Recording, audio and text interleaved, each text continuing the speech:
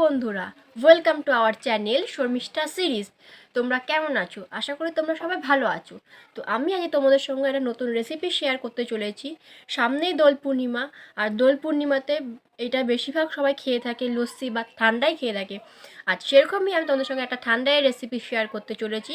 তো চলো দেখতে থাকো।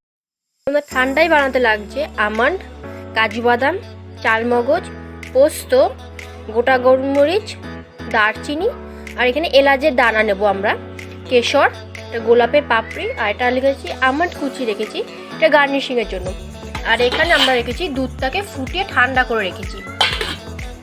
এবার এই প্রত্যেকটা উপকরণকে আমি কিছুক্ষণের জন্য জলে ভিজিয়ে রাখবো। তারপরে জিনিসটাকে আমরা ব্লেন্ডারে ব্লেন্ড করে নেবো। 10-15 মিনিট আমরা ভিজিয়ে রেখে দিচ্ছি। এবার এটা আমরা মিক্সিতে ব্লেন্ড করে নেবো।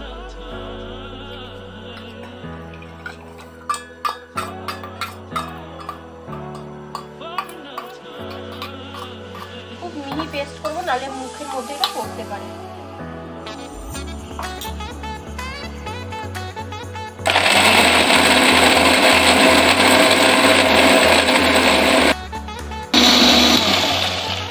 এবার আমরা বন্ধ করে জিনিসটা দেখে নিই কতটা বেশ অনেকটাই পেস্ট হয়ে গেছে, তোমরা দেখতে পাচ্ছ এখন। এবার এটা আমি দুধের সঙ্গে মিশিয়ে নেব।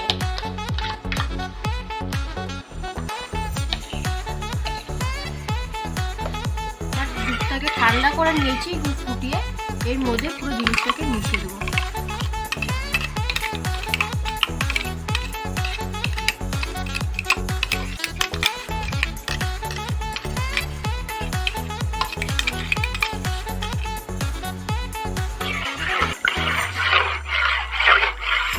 এবার তোমরা চাইলে তোমাদের আন্দাজ মতন এটা যেমন মিষ্টি খেতে পছন্দ করো তোমরা চিনি দিয়ে দেবে। এখানে আমি গুঁড়ো চিনি ব্যবহার করছি, তাতে মুখে পড়বে না, পুরো একেবারে জিনিসটা মিশে যাবে। আমি এটা পুরো চিনিটাই দিয়ে দিলাম।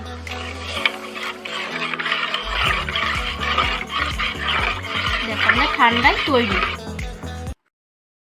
হয়ে গেছে। এবার এর উপর দিয়ে আমরা গার্নিশিং করে দেবো। এর উপর দিয়ে একটু আমন্ড কুচি,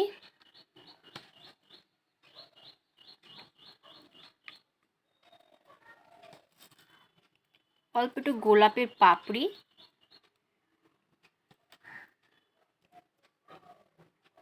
আর একটু কেশর দিয়ে দেবো।